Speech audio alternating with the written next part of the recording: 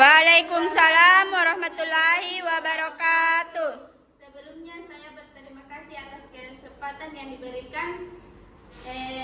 Perkenalkan, nama saya Ayati dengan NIM 2022011082. Adapun judul presentasi saya hari ini adalah likuiditas persekutuan perseroan penjualan cicilan dan penjualan konsinyasi. Adapun rumusan masalahnya yaitu yang pertama ialah apa itu perubahan kepemilikan persekutuan. Yang kedua, apa itu pembentukan persekutuan metode goodwill. Yang ketiga, apa itu pembentukan persekutuan metode bonus. Yang keempat, apa itu penjualan cicilan dan penjualan konsinyasi. Yang pertama itu adapun perubahan kepemilikan persekutuan. Kepemilikan persekutuan ialah situasi di mana hak kepemilikan dalam suatu persekutuan berpindah dari suatu pihak ke pihak lain. Adapun penyebab perubahan kepemilikan, yang pertama itu masuknya sekutu baru, yang kedua keluar atau mundurnya sekutu, yang ketiga kematian sekutu, keempat perubahan struktur hukum. Persekutuan metode goodwill ada tiga, yaitu pencatatan goodwill, yang kedua penentuan nilai goodwill, yang ketiga pembagian goodwill. Yang pertama itu ialah yang dibayar oleh anggota baru akan dicatat dalam buku besar sebagai aset yang tidak berwujud. Aset ini dibagi antara anggota lama berdasarkan perjanjian yang telah disepakati sebelumnya. Yang kedua itu penentuan. Penentuan nilai goodwill biasanya dilakukan berdasarkan nilai pasar atau nilai keuntungan yang dapat dihasilkan oleh persekutuan di masa depan. Biasanya penilaiannya dilakukan oleh pihak independen atau berdasarkan kesepakatan bersama antara anggota. Yang ketiga itu ada pembagian. Pembagian itu dihitung pembagian dalam antara anggota lama sesuai dengan kesepakatan bersama. Laba yang ada, jika diperlukan dapat dilakukan penyisian modal yang dilakukan oleh anggota baru.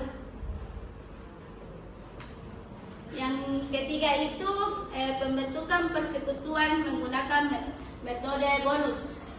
Ada dua, yaitu pencatatan bonus, yang kedua perbedaan dengan goodwill. Yang pertama itu bonus yang diberikan kepada anggota baru akan dicatat sebagai penyelesaian dalam buku besar persekutuan, di mana anggota baru mendapatkan lebih banyak hak atas laba persekutuan dibandingkan dengan kontribusi modalnya. Yang kedua itu perbedaan dengan goodwill. Perbedaannya itu terletak pada perlakuan terhadap nilai tambahan yang diberikan kepada anggota baru. Jika metode goodwill melibatkan pembayaran untuk hak masa depan, maka bonus lebih mengarah pada penyelesaian pembagian laba yang tidak berhubungan langsung dengan pembayaran awal yang lebih besar. Penjualan cicilan dan penjualan konsinyasi. Yang pertama itu penjualan cicilan, yang dimana metode penjualan dapat membeli barang atau produk dengan cara membayar beberapa kali. Pembayaran biasanya dalam metode periode tertentu. Pembayaran dilakukan secara berkala, misalnya bulanan atau mingguan atau hingga total harga barang yang lunas. Contohnya itu seperti pembelian barang elektronik, mobil atau perabotan rumah tangga dengan cicilan bulanan. Yang kedua itu penjualan konsinyasi. Penjualan konsinyasi ialah penjualan di mana pemilik harga barang atau konsinyor menyerahkan barang kepada pihak lain atau konsinyi untuk dijual. Namun pemilik barang tetap menjadi pemilik harga barang tersebut terjual kepada pembeli akhir. Pihak yang menerima barang untuk menjual bertindak sebagai perantara penjualan dan biasanya menerima komisi dan margin keuntungan dari hasil penjualan. Contohnya itu seperti toko konsinyasi atau barang seni yang ditampilkan di galeri menjual barang atau nama pemiliknya. Itu itulah tadi hasil presentasi saya hari ini. Bagi teman-teman yang ingin bertanya, saya persilahkan. Saya. Ya. Baik, terima kasih. Perkenalkan, nama saya Nurul Hikmah. Pertanyaan saya yaitu apa yang harus dilakukan jika terdapat defisit modal selama proses likuidasi persekutuan? Terima kasih. Baik, terima kasih atas pertanyaan yang diberikan. Saya langsung saja ingin menjawab pertanyaan dari teman saya yang bernama Nurul Hikmah. Pertanyaannya itu, apa yang harus dilakukan jika terdapat defisit modal selama proses likuidasi persekutuan itu? Dalam proses likuidasi, tiap sekutu yang memiliki akun modal defisit harus melakukan kontribusi kepada persekutuan untuk menghilangkan defisit modal tersebut. Apakah Saudari Nurul Hikmah terima? Terima. Oke. Saya akan membuka pertanyaan yang kedua. Bagi teman-teman yang ingin bertanya, saya persilahkan. Saya. Iya, saya. Baik, terima kasih kepada presentator. Perkenalkan, nama saya Mantasya bin Junaidi.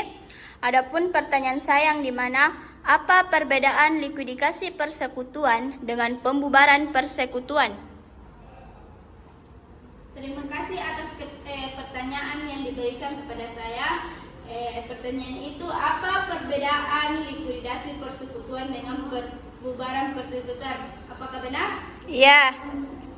Langsung saja saya akan menjawab pertanyaan dari Saudari Tasya. Pembubaran perusahaan melalui proses pembubaran sering terjadi ketika perusahaan masih mampu membayar utang tetapi tidak lagi beroperasi. Namun likuidasi terjadi karena perusahaan mengalami kesulitan keuangan dan karena itu tidak mampu membayar utangnya. Apakah Saudari Tasya sudah terima? Baik, terima kasih. Oke. Adapun kesimpulan presentasi saya hari ini ialah perubahan dalam kepemilikan persekutuan, baik itu melalui metode goodwill atau bonus, merupakan hal yang penting dalam menjaga kelangsungan dan keseimbangan antara anggota dan persekutuan. Begitu juga dengan penerapan penjualan cicilan dan konsinyasi yang memiliki perbedaan dalam pencatatan akuntansi serta hak